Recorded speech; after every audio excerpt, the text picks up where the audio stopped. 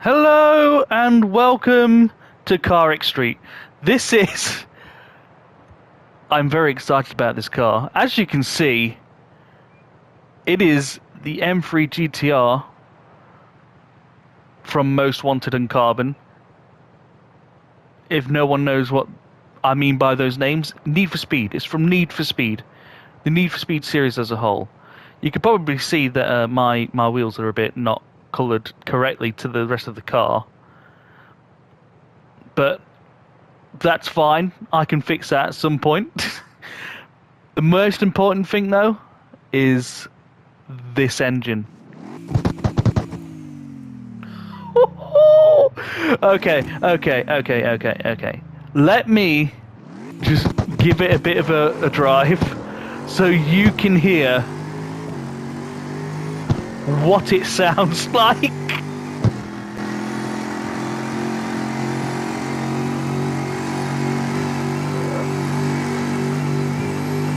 That engine is beautiful. The straight cut gears in the background as well. That's standard with a 6-speed sport gearbox. So you can get that sound in any car because it's part of the gearbox, not the engine. But just listen to it. This is the closest engine I have found to like the M3 GTR engine from Most Wanted and Carbon. Like it just sounds right.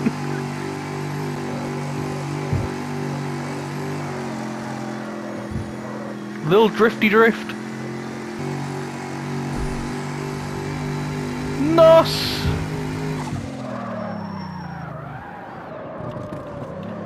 A little 360 to finish. There we go. So, as you can see and hear, that is ridiculous. That is like, when I say this is the closest engine to the M3 GTR, I am not lying. This is the closest. I have tried looking all around for like all the 4-litre V8s. As far as I know, there's like 3 or 4 that are like specifically 4-litre V8s. This one has the closest sound. Like, it has the growl you want. Let me show you this one. Crown Vic, 100,000. This is, like, again, a 4-litre V8. I think this is probably the second closest, I'd say, to the actual engine I'm using. The second best, rather. And therefore the second closest to the actual engine sound. The other one is actually, funnily enough, the McLaren. The McLaren has a 4-litre V8 in it, but it's way too like high pitched. It hasn't got that growl to it.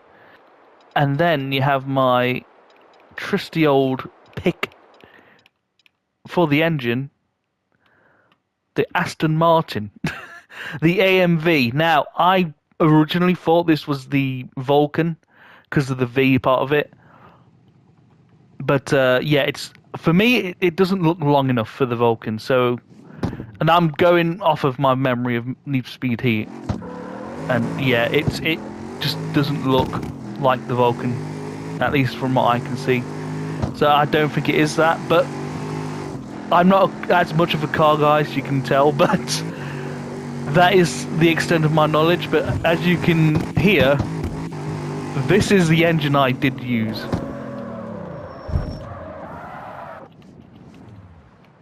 It's such a good engine.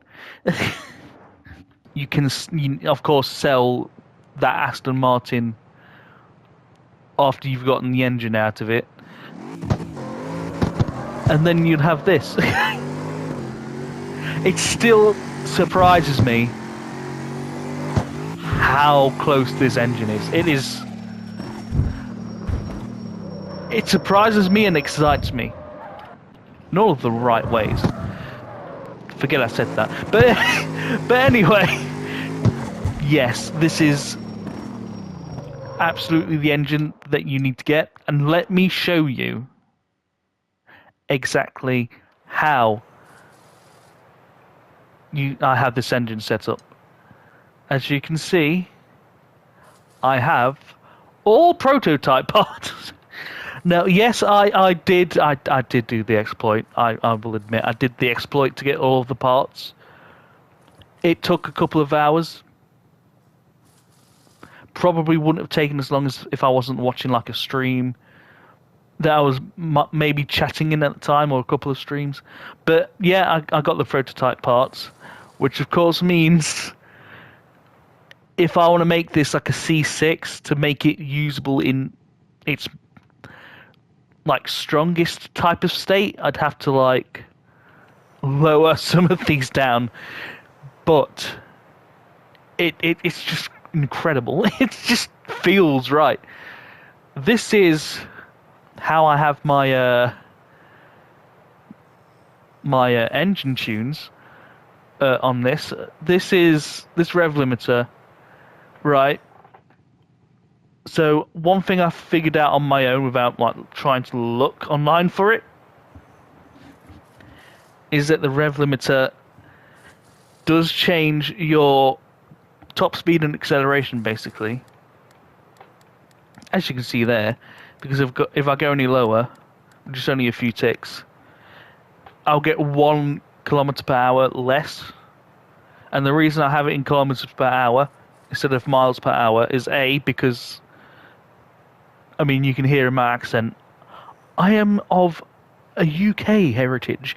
I don't know why I said it like that, but also because it's actually more accurate for building cars. Like, this is the way it is in Need for Speed Heat as well.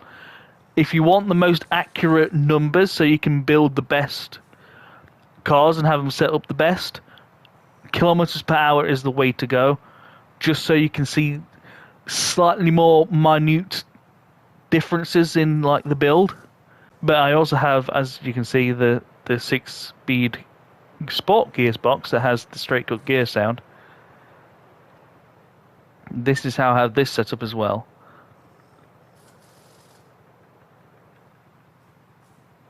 Pause the video if you want to like copy and stuff. Like, I don't mind. I don't mind at all. I absolutely don't mind.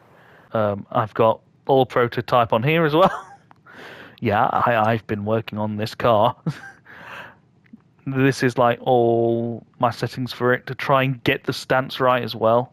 The way I got the body kit as well is I did the body kit glitch. Let me try and actually change this car's performance level so I can do an actual race.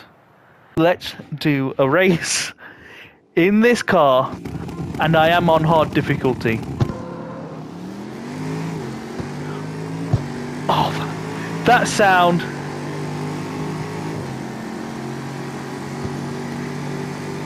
There's so much roaring. So many roaring engines. Oh! I may have went off. Even though we're losing quite badly, and that might just be a case of needing to just figure out how to actually make the car handle better. Just like somehow give it more grip. It's still fun just because you feel like, ow, that was a boulder. You feel like you're in the M3 GTR because of the engine sound, and also because of the straight cut gears as well.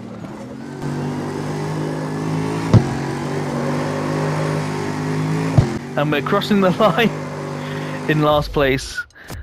To be fair, I wasn't trying to win, I was just like giving you an example of what it looks like. To be fair, if we had like all the parts brought for the car, we could potentially get even more out of it.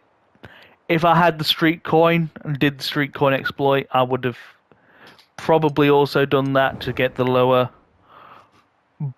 body mod on it as well. Well, actually, I say that, but the lowest, the stage 1 body mod, or the basic stock one, it costs money to switch to again.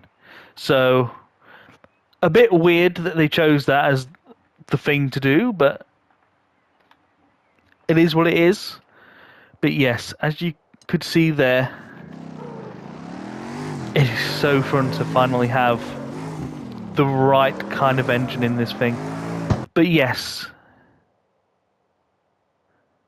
that is the closest you'll ever get to the M3 GTR from Need for Speed.